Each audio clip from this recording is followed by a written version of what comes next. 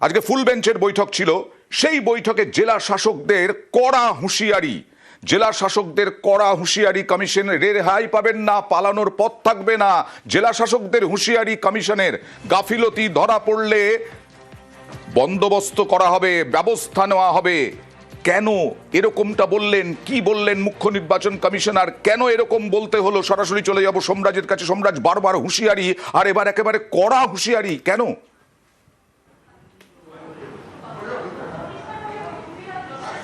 একদমই, দেখো, তোমাকে এখন যে গুরুত্বপূর্ণ খবর যেটা তোমাকে জানিয়ে রাখতে চাইবো, যে এসআইআর এর নথি সংরক্ষণ করে রাখা হবে। অর্থাৎ যে ডকুমেন্টগুলি আপলোড করে রাখা হচ্ছে, কোন ডকুমেন্ট, কি ডকুমেন্ট আপলোড করে রাখা হচ্ছে, কোন আধিকারিক আপলোড করে রাখছেন, সেটি সংরক্ষণ করে রাখবে জাতীয় নির্বাচন কমিশন। 5 বছর পর্যন্ত সংরক্ষণ করে রাখা হবে। কেন রাখা হবে? আগামী দিনে যদি দেখা যায় ভোটার তালিকায় ভারতীয় নয় বিদেশি ভোটাররা জায়গা পাচ্ছেন, বিদেশিরা জায়গা পাচ্ছেন, তাহলে সংশ্লিষ্ট আধিকারিকের বিরুদ্ধে শাস্তিমূলক পদক্ষেপ করবে জাতীয় নির্বাচন কমিশন। আর এই সুরেই আজ জেলা শাসক, ডিস্ট্রিক্ট ইলেকশন অফিসার তথা ইআরওদেরও হুঁশিয়ারি দিয়ে দিল জাতীয় নির্বাচন কমিশন।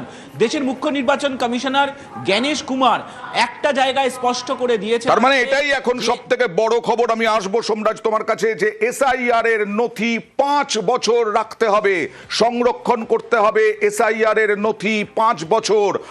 এবার এই মুহূর্তের বড় খবর, এসআইআর এর নথি 5 বছর রাখতে হবে। মুখ্য নির্বাচন কমিশনার এই সিদ্ধান্ত জানিয়েছেন, এই নির্দেশ দিয়েছেন। আরো একবার চলে যাব প্রতিনিধি সোমরাজের কাছে, আরো একবার জানতে চাইবো যে স্পেশাল ইন্টেনসিভ রিভিশন এসআইআর এর 5 বছর নথি রাখতে হবে কেন, আরো একবার জানবো।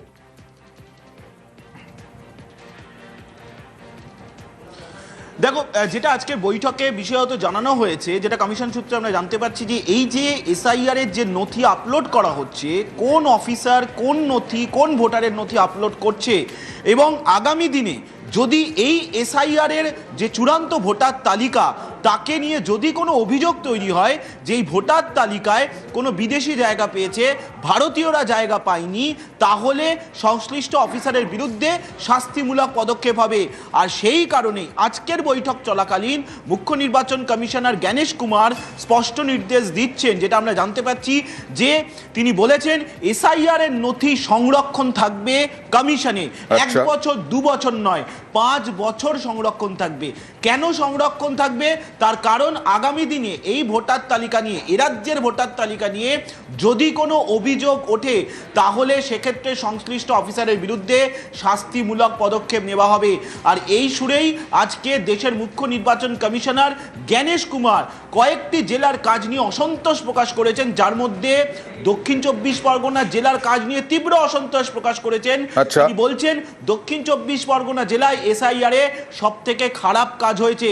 পাশাপাশি তিনি এটাও বলছেন কেউ স্কেপগোট হতে পারবেন না, অর্থাৎ কেউ পালাতে পারবেন না। আজ না হোক 2 বছর বাদেও সংশ্লিষ্ট অফিসারের বিরুদ্ধে শাস্তিমূলক পদক্ষেপ নেবে জাতীয় নির্বাচন কমিশন যদি ভোটার তালিকায় কোনো ভুল কাজ হয়ে থাকে, এসআইআর এ কোনো ভুল কাজ হয়ে থাকে। অর্থাৎ বারবার যে ডকুমেন্ট আপলোড নিয়ে দেখা যাচ্ছে বেশ কিছু জায়গা থেকে অসঙ্গতির অভিযোগ আসছে। এমনকি আজকের বৈঠকে মুখ্য নির্বাচন কমিশনার বেশ কিছু ডকুমেন্ট তুলে ধরেন। তিনি বলেন উত্তর 24 পরগনা এবং দক্ষিণ 24 পরগনা জেলা শাসকের উদ্দেশ্য করে যে সংবাদপত্রের কপি আপলোড করে দেওয়া হচ্ছে, পাসপোর্টের নাম করে ব্ল্যাঙ্ক কপি আপলোড করে দেওয়া হচ্ছে, কিছু কিছু আঁকা ছবি আপলোড করে দেওয়া হচ্ছে ডকুমেন্টের নামে। এইটা এসআইআর এর নথি হিসাবে কিভাবে আপলোড করছে, যেখানে ইআরওরা আবার বলছেন যে তারা ভেরিফাই করছেন। জেলা শাসক, আমার এখানে একটা প্রশ্ন আছে সোমরাজ, যে আপলোড করতে পারছে কি করে? এই যে সফটওয়্যার, সেই সফটওয়্যার কি এই সমস্ত যেগুলো নথি হিসেবে গ্রহণযোগ্য নয় সেগুলোকে আটকাতে পারছে না সফটওয়্যার?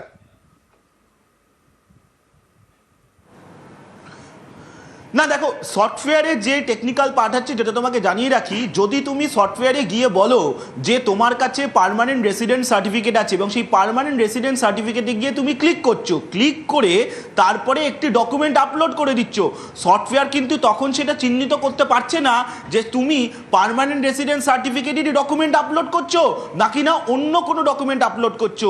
কারণ সংশ্লিষ্ট বিধানসভার ইআরও তিনি ক্লিক করছেন পার্মানেন্ট রেসিডেন্ট সার্টিফিকেট আপলোড করা হচ্ছে। আর এখান সেখানেই তো ধরা পড়ছে, যেখানে দেখা যাচ্ছে যে সার্টিফিকেটগুলি আপলোড করার কথা বলা হচ্ছে আদপে সেই সার্টিফিকেট নেই, তার বদলে অন্য ডকুমেন্ট আপলোড করে দেওয়া হচ্ছে। যেমন তুমি দেখেছো ব্লাড রিলেশন সার্টিফিকেট আপলোড করে দেওয়া হয়েছে, যেমন তুমি দেখেছো জন্মের আগেই জন্মের শংসাপত্র তৈরি হয়ে গেল সেই ডকুমেন্ট আপলোড করে দেওয়া হচ্ছে। এই এসআইআর প্রক্রিয়ায় যে সুপার চেকিং চলছে সেখানেই অবজারভাররা এই ভুলগুলি ধরছেন এবং যেখানে ইআরওদের এবং জেলা শাসকদের বলছেন যে তারা গোটা বিষয়টি আবার আবার একটু এসআইআর এর ওই সংরক্ষণ পার্টটায় আসি। এবার তো শাসক মানে তৃণমূল আর নির্বাচন কমিশনের সংঘাত আরো চরমে হবে, কারণ মহারাষ্ট্রে বা বিহারে তো এরকম সংরক্ষণের কথা নির্দেশ দিয়েছিল না নির্বাচন কমিশন, পশ্চিমবঙ্গের ক্ষেত্রেই কেন প্রয়োজন হলো?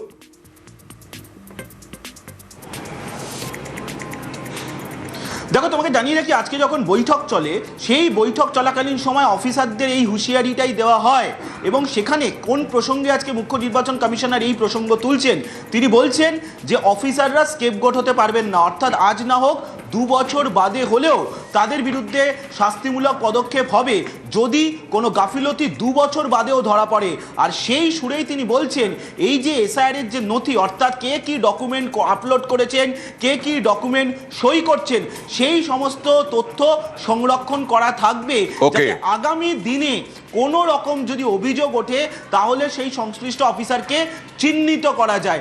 আজ বৈঠক চলাকালীন তেমনটাই বলেন বলেই কমিশন সূত্রে আমরা জানতে পাচ্ছি এবং তার সঙ্গে কয়েকটি জেলার কাজ নিয়ে তিনি অসন্তোষ প্রকাশ করেছেন এবং সতর্ক করে দেওয়া হয়েছে আজকে রাজ্যের সব জেলার জেলাশাসক তথা ডিস্ট্রিক্ট ইলেকশন অফিসারদের যাতে এসআইআর এর কাজ তারা নির্ভুলভাবে করেন।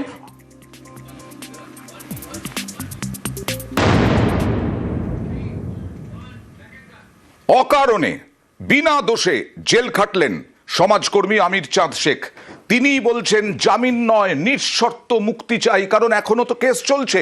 মানে কৃষ্ণনগরের কোতোয়ালি থানার পুলিশ এতটাই সক্রিয় যে কেসটা তুলল না, এখনো পর্যন্ত তিনি জামিনে মুক্ত, কিন্তু কেস ওঠেনি। সরাসরি চলে যাব প্রতিনিধি সমীরের সঙ্গে কথা বলবো। সমীর নিঃশর্ত জামিন চাইছেন, তার সহকারী যারা যারা আন্দোলনকারী, তার সঙ্গে আন্দোলন করেনি অঙ্গদান আন্দোলন, তারা বলছেন আইসির বিরুদ্ধে হাইকোর্টে যাবেন। ওর কি বক্তব্য আমির চাঁদের? তিনিও কি হাইকোর্টে যাবেন, মামলা করবেন?